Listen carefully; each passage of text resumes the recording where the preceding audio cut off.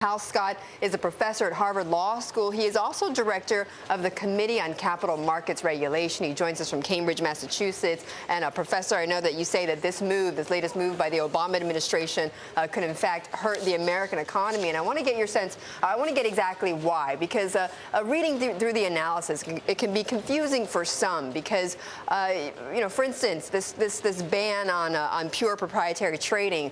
Some are saying, look, this is a very small part of the revenue picture at these banks. It's not going to affect them that much. So why in the world would that hurt overall the American economy?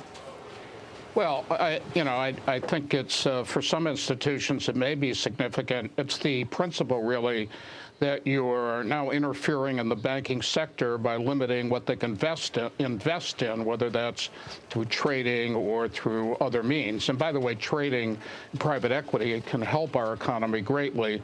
So, and we're also downsizing the banks. Remember, that's another part of all this. We need a strong financial system to have a strong economy. I mean, need we be reminded of this fact? We just got out of a financial crisis. Right. And the second, But Professor, let me just stop you there, because I mean, Sure. This is in fact going to work to help rein in too big in the financial system. So isn't that, though, the right thing to do? Well, if it did have that impact, that would be a big benefit.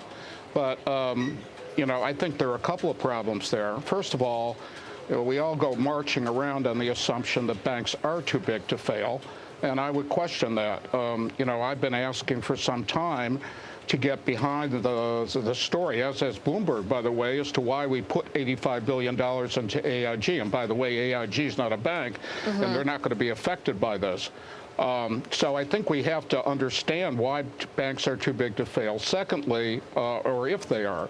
Secondly, but you're saying they're not. You're saying that we don't have that. Well, I don't know. I don't think we have the proof that they are.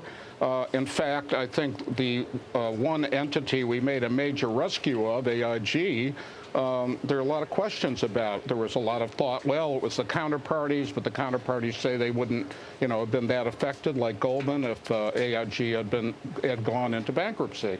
So I think we need to understand that a lot better before we have a problem that we're giving a solution to that may not be a problem. Right, but I think, Professor, though, but the problem is that you're asking for a lot of thought into something where the momentum's already the pressure's on to find some solutions. So what I'm hearing, though, is not solutions, though, because you've got the solution from the White House, you're not happy with it. Then how do you address this then? Address too big to fail? Address too big to fail, or address essentially the heart of this is really risk. How do you address the risk then? Well, it's not the risk. I mean, we have lots of companies in America that take risk. We don't rescue them. The issue is why we are rescuing institutions that take risk. That comes back to too big to fail, okay? And so what I'm saying is we need to understand if it's a real problem. But if it is a problem, there are better ways to address it. I mean, this crisis was not caused by proprietary trading or private equity investments or hedge fund activity by banks. It was caused by mortgage lending and securitization. Right. So why are we attacking these activities in order to deal with too big to fail? It doesn't make a lot of sense to me. Okay, but then what's wrong with saying to banks, because we already say to them that you want to limit the amount of deposits they take, right? Because you don't want anyone taking more deposits than another and monopolizing that. What is wrong with doing the same thing in liabilities? What do you mean by that? Deposits are liabilities.